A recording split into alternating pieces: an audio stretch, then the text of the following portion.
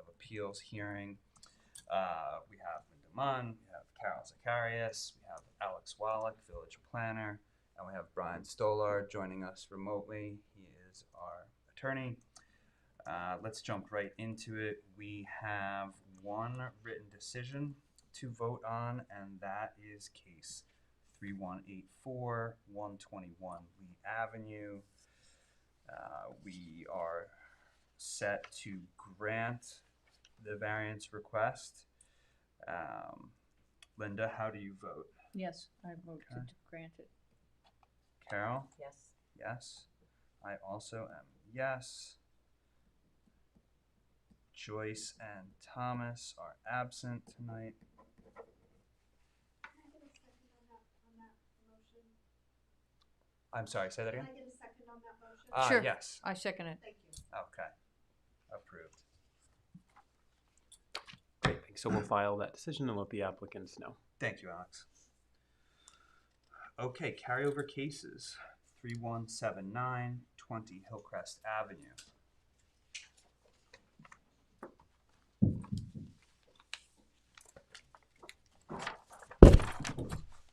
How are you, Bill? Good evening. Good evening. Good evening. Should I be at the table here, or You can go wherever you like, but just grab the microphone if you're going to do the table. just?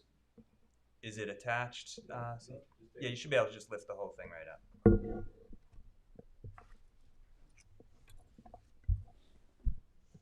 And just, I'll just ask that you try to speak directly into it when possible. Yeah. Can I be heard? Is this good? Sage? All right. You might want to move the microphone towards you. Yeah, I'll bring it closer. The actual. Yeah. Sponge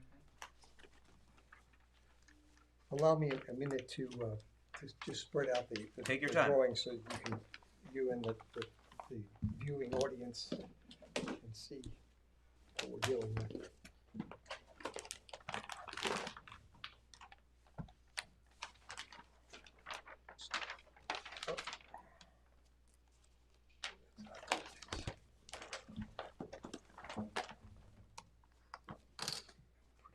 In a small format, it's better.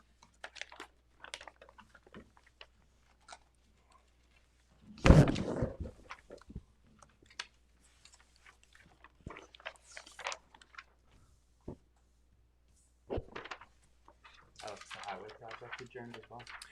Yes, they sent correspondence today saying that they are waiting for some surveys. They asked for adjournment.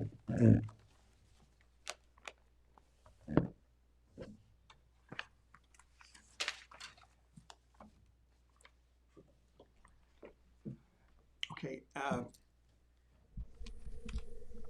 At the last hearing at which I appeared, I think Bill just formally introduce oh, yourself, I'm sorry. please, for us. Yes, my name is Bill Slight. I'm an architect. My office is in Watermill. I'm here representing Gary Flanagan. The case is known as 20 Hillcrest Avenue. This is what's called a through lot. The meaning that it has two front yards fronting on Hillcrest Avenue and also on Mill Road. And Mr. Flanagan is proposing to build a new residence and is also requesting to put in two accessory structures, a swimming pool and a garage. The principal's residence will front on Hillcrest, and the accessory structures would be basically in the front yard, in the required front yard of the Miller Road side of the property. The way the zoning law is written is that properties such as this, and there are quite a number of them throughout the village, are required to get zoning approval in order to basically place an accessory structure in what is called a required front yard, because this has two front yards. So we would like to put in a swimming pool and The pool, we are asking for relief Sorry, from. Bill, hold on just 1 second. Oh, you know what, Bill, turn the page around so we can get it better on the camera for anyone watching at home. This So they way? face you. Turn everything 180. So they face me. Yes, please. Oh, all right. We have our own drawings up here, but Yeah. if you look at the television, now you can see Alright. up there, Alright. right side up. So Thank you, guys. what I'm referring to at the moment is the site plan. So here's Hillcrest Avenue, here's Miller Road, here's the footprint of the proposed principal residence. The excuse me, the pools were located in the middle of the property, and the proposed accessory garage structure is off of Miller Road. This particular neighborhood, which is the 7.5 zoning district, is comprised largely of lots that are aggregate lots from what's called old filed maps.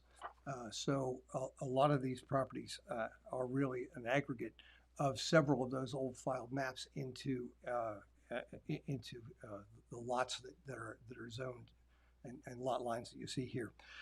This particular property, the zoning is 7.5, which is 7,500 square feet of area for the lot, but his property is 10,000 square feet, so it's oversized for the area. His immediate neighbor to the east is commercial spaces. The Clam Man is one of the the recognizable name of one of the properties there, and immediately across the street on Miller Road is the commercial business, which is Bellows Landscaping, and there's a large industrial building with large garages, garage doors, and fully paved lot facing his property on Miller Road side. In the previous meetings that I've had with you, I've presented a lot of information about the other zones that have such lots and how they've been treated by the board. All of them have examples of being granted variances for having two front yards. This particular neighborhood has been slow in development, but it over the years, but now it's beginning to develop, and therefore you're starting to see requests to improve these lots where you didn't see it before. This lot is unusual in regard to its topography, in regard to the other properties in this neighborhood. Primarily, most of these properties are flat lots, or rather very gently sloped, primarily from the Hillcrest side to the Miller Road side. Mr. Flanagan's property slopes more dramatically, and what he's doing is basically flattening the large portion of the lot in order to have the swimming pool and the patio. Of course, water has to be at a level, so you have to level the lot in order to have all that work. On the Miller Road side of the property, he's proposing an accessory garage structure, and the grade will decrease from the pool patio down to Miller Road, and it'll be a gentle slope, something on the order of about 1 3 pitch. The last time I appeared before you, you were trying to lessen the impact of the accessory structure on the frontage on Miller Road, and you suggested to me that you might be amenable to if I reduce the ask from a 2-car garage to a 1-car garage. So what you see before you are new plans representing a reduced building with only a single garage door facing Miller Road, a smaller building, and the other asks are similar. The swimming pool would would be set 20 feet from the residential side of the property, which is on the west, and 16 feet, which is the relief asked on the east side, which adjoins the commercial property. There are the 5 tests that are the guideline for your board. We feel we present well in all those categories. We don't feel that this will result in any negative impact to the neighborhood, and in fact, the benefit to Mr. Flanagan, we feel outweighs any detriment that might be perceived to the community, and that benefit to him is the ability to develop his property to its potential, as are other properties throughout the village, especially if you want to compare lots that are also in the 7.5 zoning district that basically is the heart of the village, and that's the area that's north of Hampton Road, south of the railroad, west of David White's Lane, and east of North Main Street. So that is sort of the rough boundary of the other 7.5 district. And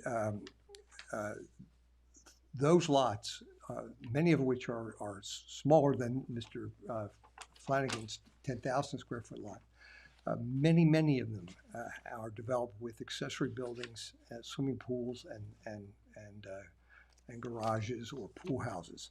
Of course, the difference in note between those lots and his lot is that most of those do not have 2 front yards, with the exception of any of the properties in that district or that are corner lots.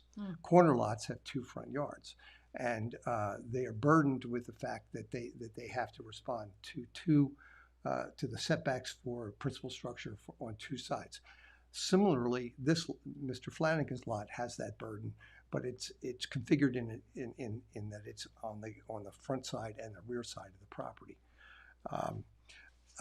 But he would like to have the benefit of having his lot to its potential, and have the similar as these other lots with these 2 typical accessory structures. The situation is not self-created. It comes about because of zoning. It is not substantial. Substantial, by the way, is a word that's misunderstood by a lot of people with regard to zoning. Substantial, generally in the literature, refers basically to magnitudes and size. In other words, if you were asking for a variance for the swimming pool in our case, and we wanted it to be reduced from the required 20 foot to 10 feet, that would be considered a substantial request, because the magnitude of that request is fully half of the thing.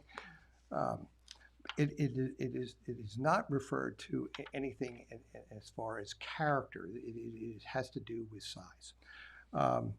There'll be no impact as far as environmental conditions. He's going to have site drainage that's appropriate to the property.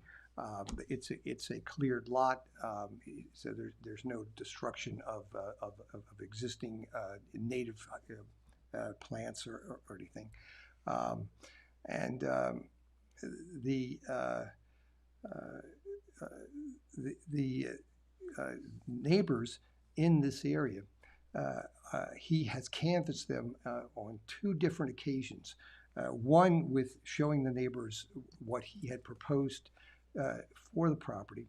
And also, we had attempted with a petition to the Board of Trustees. Brian, did you want us to add something? Yeah. Oh, okay. Sorry, Nothing. we thought we heard a sound.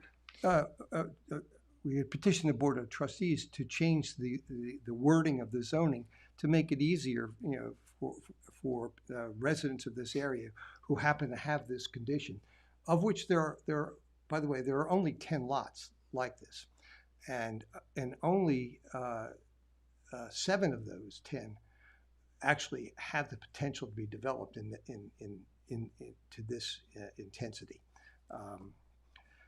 The others are too narrow or configured in a way that wouldn't make sense that they would be developed that way. Anyway, we have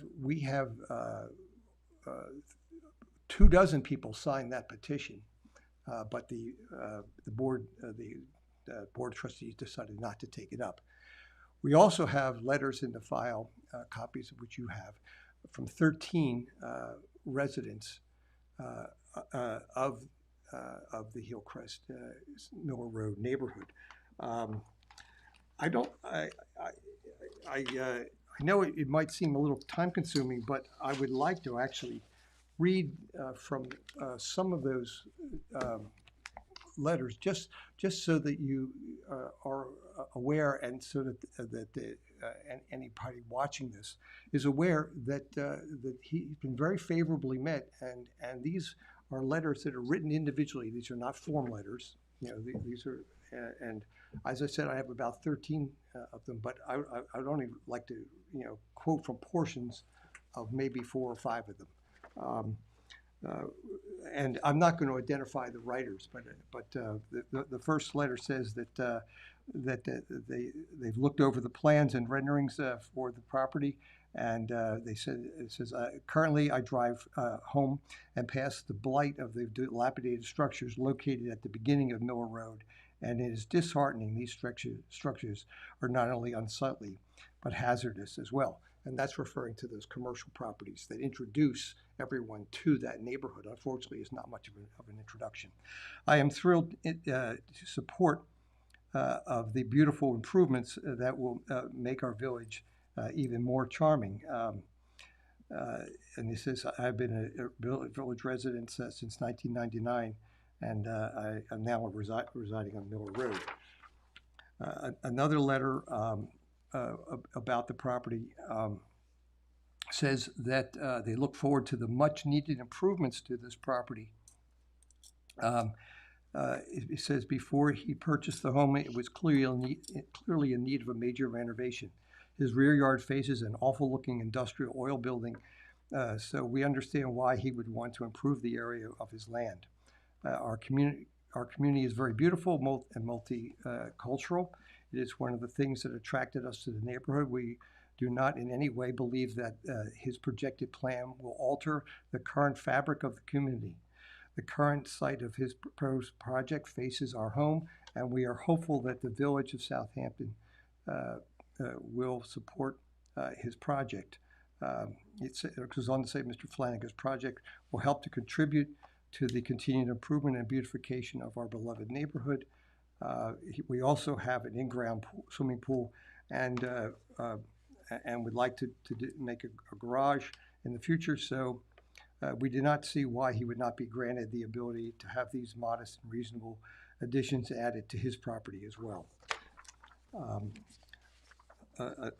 Another neighbor also comments that he's looked over the scheme for Mr. Flanagan's property, and it says that the renovation that Mr. Flanagan is proposing is not only needed for his own personal enjoyment, but it is also going to give a much needed improvement to the whole area.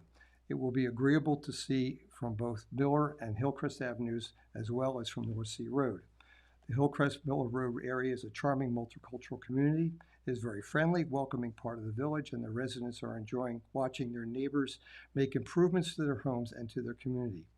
It is safer than it was a decade ago, and it is now a wonderful area to take walks, bike rides, And as the areas continue to improve, Mr. Flanagan's plans show a modest but handsome house that is in keeping with the area and will be nicely balanced out with an attractive pool and garage. Another neighbor said that they fully support Mr. Flanagan's design and go on to say that he has the same rights as other village residents to make his home property functional, up to date, and aesthetically pleasing while maximizing his property to its full potential. So that neighbor is supporting, one of the principal benefits to him. There should be no issue whatsoever with his property running from Hillcrest to Mill Road and the design he has proposed. He has laid out beautiful landscaping for Mill Road side and proper and well thought out storage for vehicles in a tasteful manner.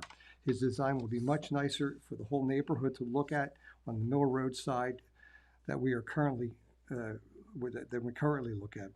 It does not hinder or take away from our neighborhood or community and only gives value to all residents. It goes on to say that Mr. Flanagan has a right to continue his proposed plans and to derive our neighborhood of the right to have such a nice home, and they would like to not him be deprived of having his homes in the neighborhood. The Mill Road side of his house is directly across the street from industrial lot and train tracks. His design offends no one and only uplifts our community. He has created and proposed a very well thought out and functional use of his property.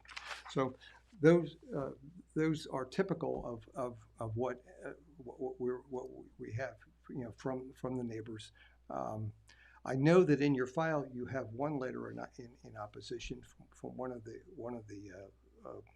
residents of the street, and he primarily mentions what he calls it being a substantial change, but substantial, I think he uses in the wrong way, meaning he thinks it'll change the character of the neighborhood rather than what we're really talking. The word substantial should be as to the size or scale of what was being asked. I have other documentation which already you've seen in the file of the other properties throughout the village. There's pictures in the file of the homes on Miller Road and Hillcrest. I think you've heard our arguments before, so I think that basically covers the ground before and also what newly we're asking for. So I would appreciate your comments and any questions. Okay, thank you, Bill. Yes. I do like what you did to the facade on Miller, integrating the window and the carriage doors. It's pretty, and the lanterns are really nice. Carol, do you have any questions or comments? No, I think it's great. Okay, Linda. No, I appreciate you coming back to us and flipping the extra space beside the pool so that Yes. the residence gets the 20 feet Right. and Clanman gets the 16. Yeah. I know that wasn't in your plan, but thank you. I think that's accommodating to the Right. neighbors and improving the neighborhood. Yeah. By the way, I didn't read the letter from his next door neighbor, which is very, very short, but he basically says he's seen it and he loves everything. Right, so that's helpful. And then thank you for minimizing the raised garage to be a one car instead of a two.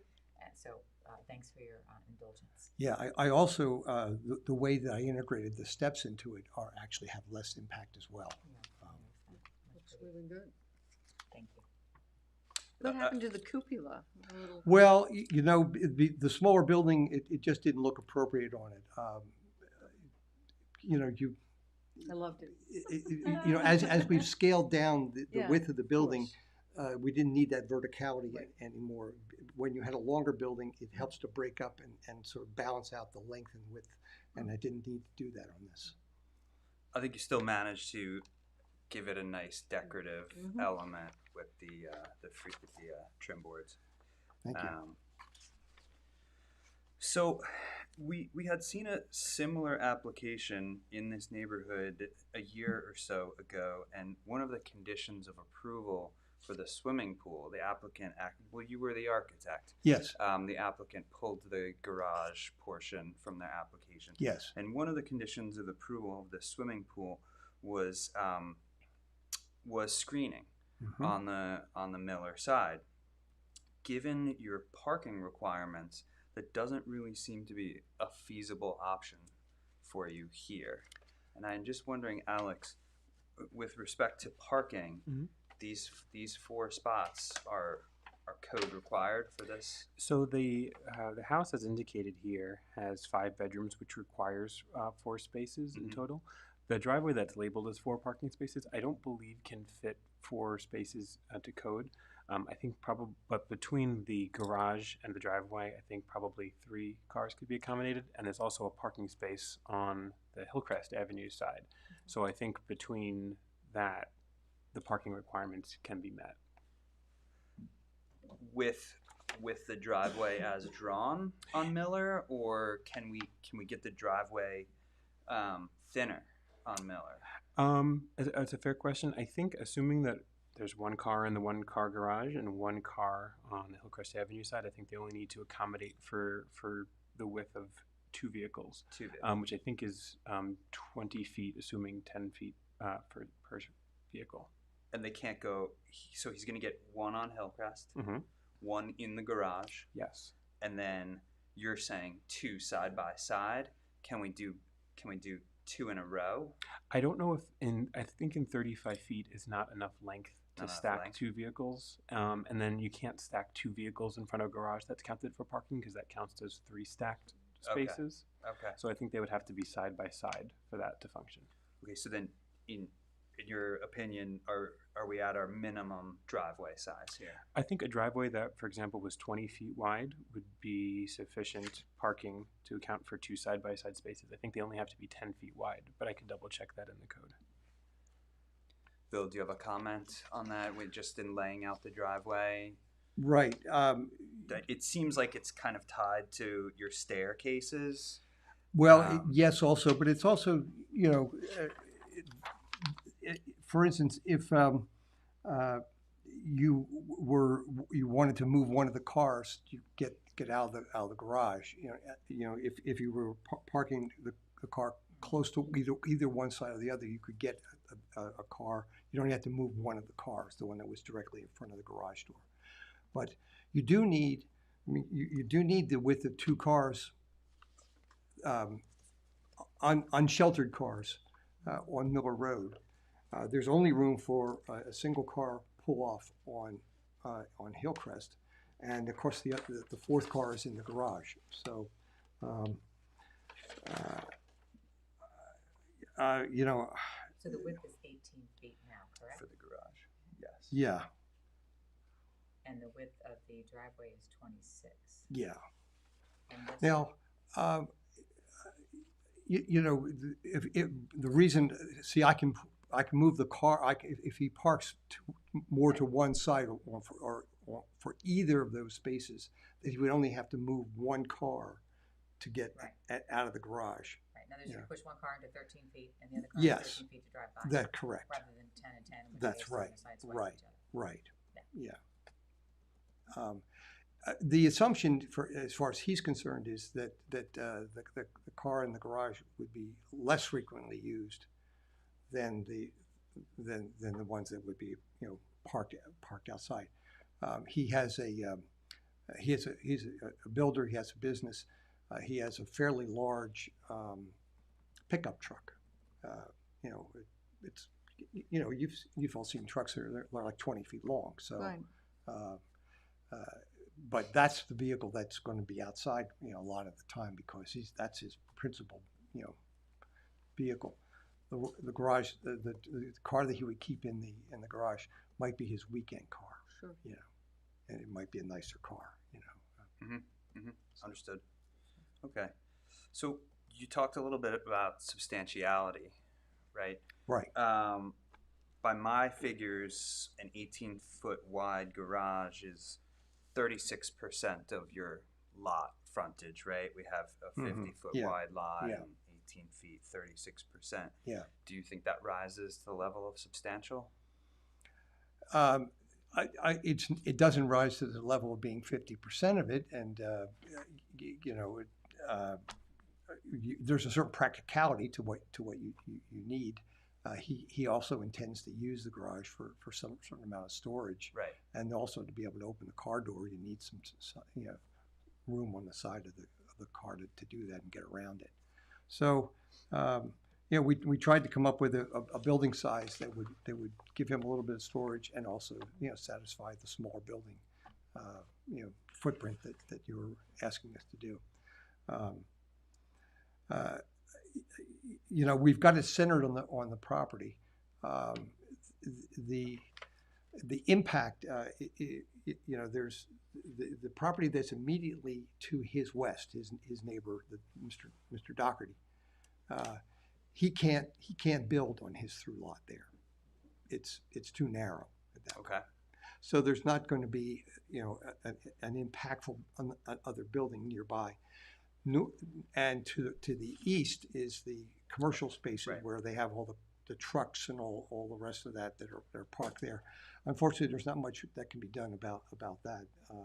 And it's only hope that perhaps in the future maybe the business will change the way it uses that parking area, because right now it's not for customer parking, it's for trucks and storage, some of which are just there permanently. They're like sort of like storage containers almost. Sure. So I mean they're really de facto structures. Right. Okay. Sage, is there anyone in the digital waiting room? No. Brian, I have a question for you. So this application has been with us for a while. Tom and Joyce have been a part of many of those deliberations. I'm not sure which way the vote would go if we voted just tonight, but I would like to defer any sort of public deliberations until they're able to join. All five of us, either in person or remotely. If we close for all purposes tonight, can we open up next month with the public deliberation? Of course. You would have 62 days to make a decision after you close the hearing. I believe we also have to renotice it because of the change in the variance for the pool side yard. Okay. Brian, is that right? I believe we talked about that in the past, because that's switching. It was noticed on the east side, on the west side, and now it's on the east side of the property.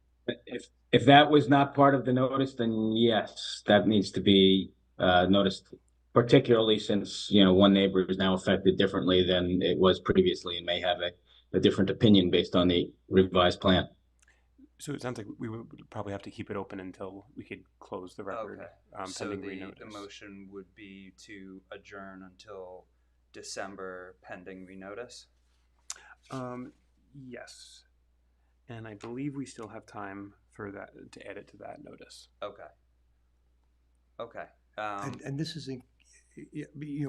we're not asking for anything different as far as the relief is concerned. It was simply 4 feet that we were.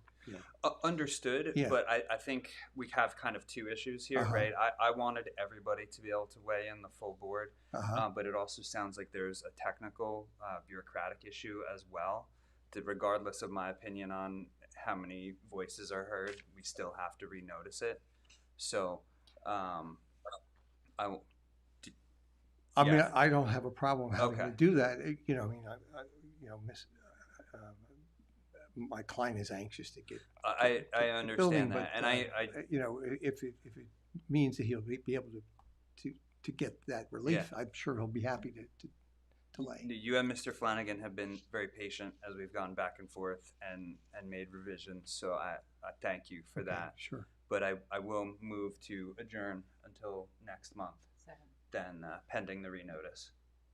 Second. All in favor? Aye. Aye. Okay. Okay, great. So we'll renotice it accordingly based on the revised plans that you provided, and someone in our office will be in touch about the new mailing and the new posters to go up. And if there's anything additional you would want to provide to the board, you could provide it by December 3rd at noon. Yeah, I mean, I think you've got everything.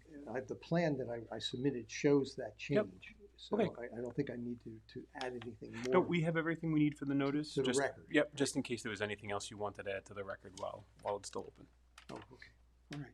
I don't think we need to see anything new, design wise. I mean, I think I've So- documented this pretty well to you and put in the record,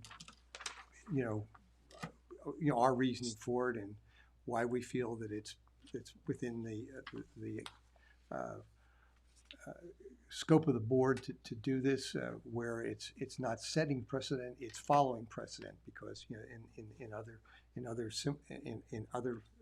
sections of the village, through lots have been granted this. Even though there are in each of those there are different conditions that are applied to each one of them, nevertheless it is providing him with the same kind of use, enjoyment, and potential on his property that other people have gotten on theirs, and that other residents in the 7.5 districts, which there are two. So Bill, are as able I to don't use. I don't want to cut you off, but as far as tonight is concerned, we have closed it. But Okay. your argument is well made and heard, and Alex will be in touch with the Okay. renotice. All right. Okay. All right, thank you very much. Thank you. Thank you for your time and your patience with me. Thank you. Which one is it, Jim? This one is the Right, okay, that's true. Okay, so the next case is 3180, which is 30 County Road 39A. The applicant has requested an adjournment. Alex, did they specify for next month or for January? There was an item of correspondence. We only received it today, so we didn't have it in time to reflect it on the agenda. I Okay. believe they indicated that there was some issue with a survey they were waiting for. I don't know if they specified a They're future waiting for date. updates to the survey and just say they will not be able to present. So let's adjourn them to next month. Second, okay. All in Yep, favor? approve. Aye. Aye. Okay, so we'll put them on the calendar for 12:10. Thank you, Alex. The new cases, 3185, 199 Halsey Neck Lane. That is you, sir. That's me. Okay. And I'll note that we did receive the affidavit of mailing and posting, which I've added to the file. Okay, super. Do we have anything for that? That you may have received with materials for a prior hearing. Oh, There was an issue with the notice, so it was renoticed to this meeting. okay.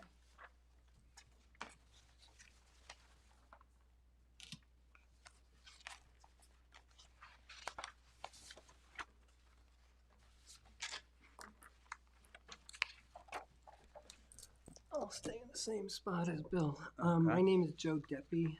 I'm representing Andre Barnowski, the owner of the property. And the project is basically a 270 square foot addition to a garage on the existing house. And I have a few bullet points here. So we want to do a 270 square foot addition on a one-car garage. To allow for a second car, obviously, and this will protect the vehicle from theft, break-in, or weather damage. The property is a non-conforming lot. It's 44,321 square feet in an R120 zone. The addition will decrease the side yard minimum setback from 23.3 feet to 12.67 feet, where 25 feet is required. That's a 12.67 foot variance that we're asking for. The total side yard setback will be decreased from 61.8 feet to 50.83 feet, where 60 feet is required, and that's a 9.17 foot variance. The 270 foot increase to the GFA will change the square footage from 6,417 to 6,687 square feet, which is 755 square feet more than what's allowed for a 44,000 square foot lot. It's a 755 square foot variance. At the time the property was purchased, the GFA requirement was 12% plus 1,500 square feet. And now it's 10% plus 1,500 square feet. If we were doing it before 2018, we wouldn't have had the GFA issue for variance.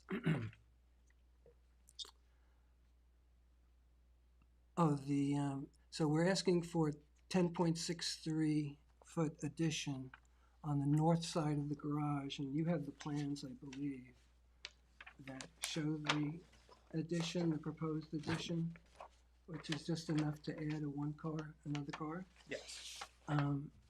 We're getting closer to the property line, but it's on a property line where the neighbor is already as close to the property line or closer.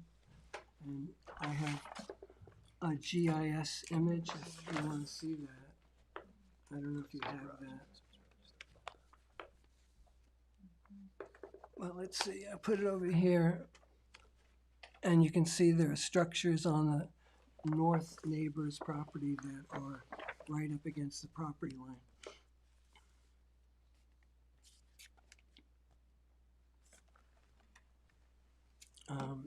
The total side yard setback is all occurring on the north side of the garage, so that the south setback remains the same. There's no change. Joe, the I'm south sorry, setback. can you point out which house is the Yeah, so subject property? this house is to the north, Right, right? So you can see that there's a structure, let's see, this structure and two structures right up against the property line. okay, I understand. I recognize the driveway now, okay. So what we're asking to do is just bump out approximately 10 feet right here, which would still be, let's see, how many feet from the, 12.33 feet from the property line.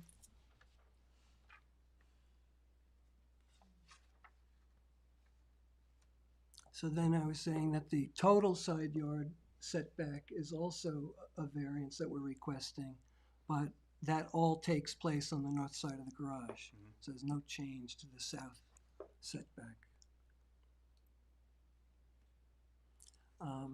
So then we're just doing a one-story, it's an addition to the garage, so that I believe the impact would be minimal, if any impact, visually to the neighbors and or to the neighborhood. Is that a fence there on the property line, or is that foliage? Yeah, well, there's a large hedge going around the perimeter, but I believe there's a wire fence inside the hedge line. Okay.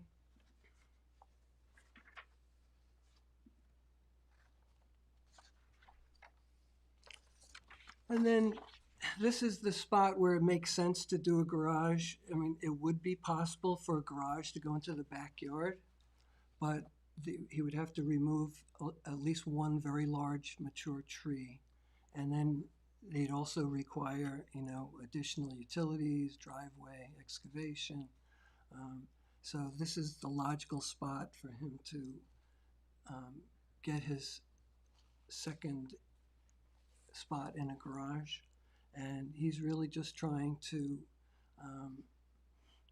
store a car and have his house similar to all the surrounding houses, which all have two-car garages or more. And I also have some Google Earth images that show, the two-car garages all around the property. There's one there, there's one there, there's one there. Those are on his side of the street, the contiguous neighbors. And then directly across the street, this is his house. And this house has a two-car garage, and this house has a two-car garage. So all the immediate neighbors have two-car garages. And all the neighbors are larger pieces of property with big houses. So his house, even though it's I'm going to say a large house on a smaller piece of property, doesn't overshadow the neighbors and won't have any impact on the neighborhood.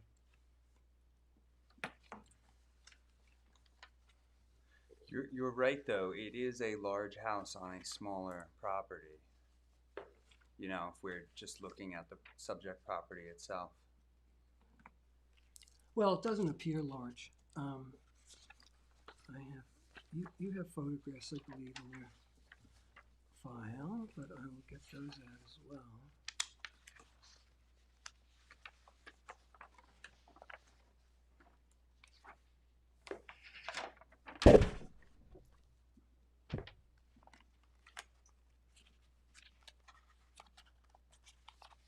I believe I have photographs somewhere.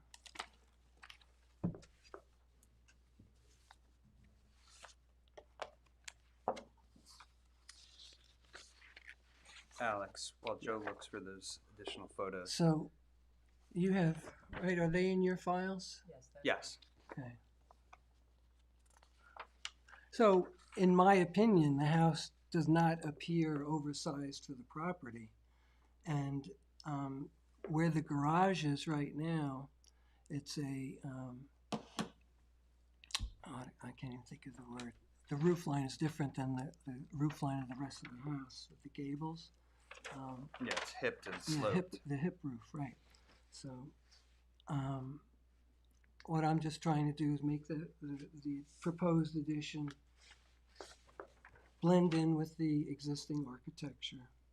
And I think it's a minimal change to the house for what he wants to do.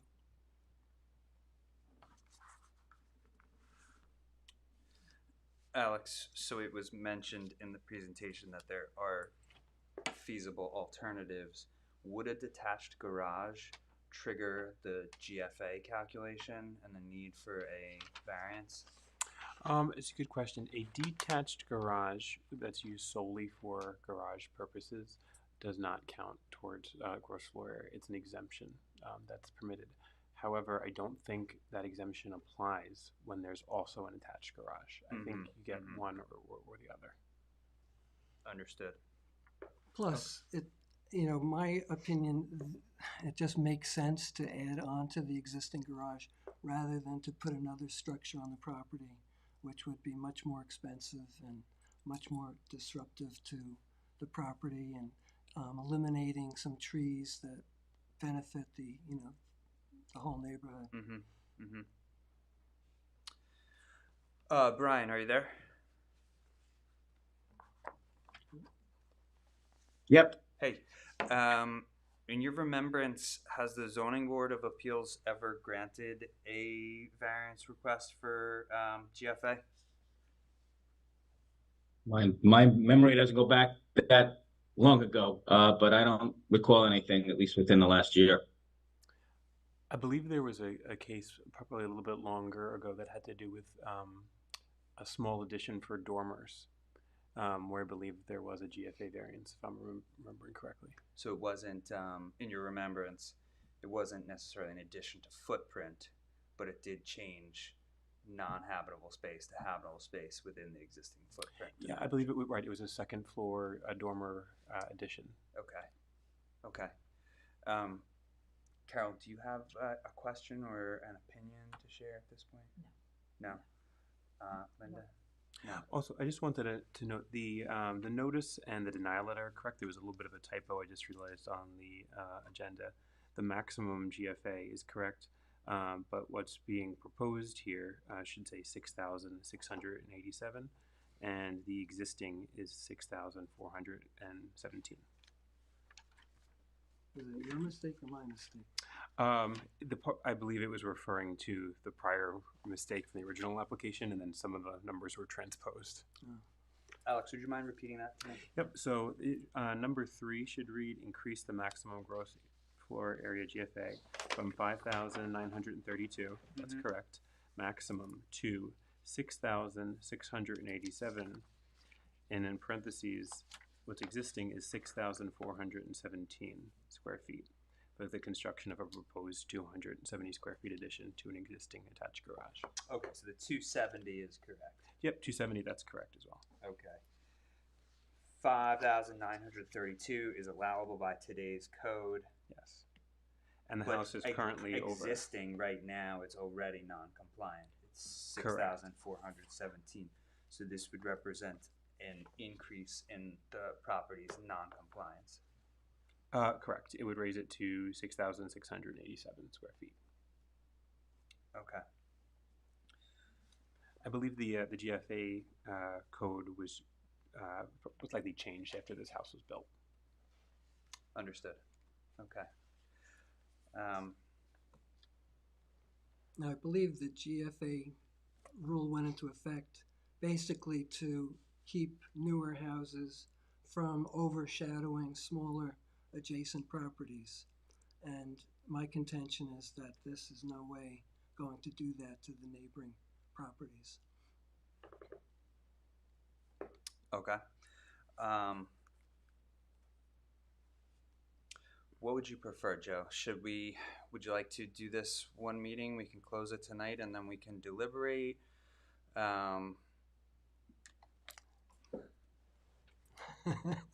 If I had a crystal ball and knew what you guys were going to decide, I'd say, yeah, just let's get it over with. I'll speak only for myself, and then my fellow board members can say.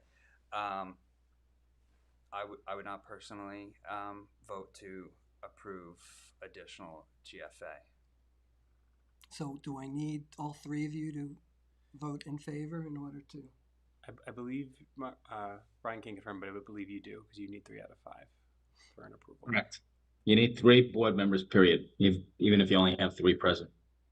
So if you'd like, we can adjourn this to next month, and maybe you can give a quick recap. We should have more members, and then you'll have more voting members. All right, I think I should do that. I think that's a good idea. Yeah. Do you feel comfortable with that? Yeah. Yeah? Sure, that's fair. And, okay. So then I'll move to adjourn to December 10th. Okay. Have a second? Yep. Second. Okay. All in favor? Aye. Aye. Okay, thank you. Thank you very much.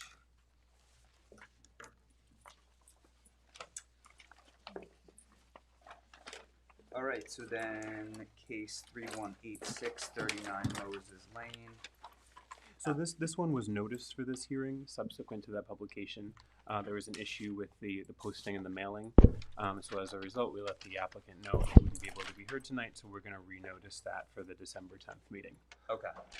So then the motion is to adjourn for renotice to December 10th? Sure. Okay. Do I have a second? Second. Okay. All in favor? Aye. Aye. Okay. Alex, I saw that you put a draft calendar Yes. here So for us. Marcella from our office prepared a draft meeting calendar for 2025 Okay. using the practice of the second Tuesday and the fourth Thursday.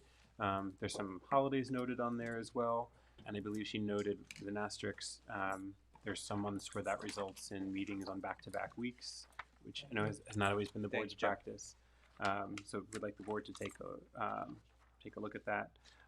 If possible, it would be helpful to set the dates for January, since we're soon accepting applications for next year based on our submission guidelines. Understood. So what do we have for January? The 14th and the 23rd. I have nothing on my calendar. I don't have a kid's school break in there. So I can do the 14th and the 23rd. Brian, how about you? Looks okay to me, both dates. I will note that that is a month where the 14th and 23rd fall on back-to-back weeks. Right. So it's up to the board if you feel like your caseload warrants meeting that. But in those scenarios, somebody heard on the 14th doesn't have enough time to submit for the 23rd. Well, Brian, a decision made on the 14th could be written up by the 23rd, right? So it could be helpful. Yep. Yeah, can be. Let's do both if you're Linda, what do you I'd think? prefer it the 14th. Well, what if we did? Would you be available for the 23rd as well? If we were going to trying to get into the swing of doing 2 a month, right, Alex? I mean, it's really up to the board depending on what the caseload, what makes the most sense. Okay. Shall we say? Can we shoot for the 14th? Shall we say we'll do the 14th in January, and when we have the full complement of the board, we'll talk about 2 meetings per month going forward, and we'll say that we're just going to do 1 in January on Tuesday the 14th. Okay.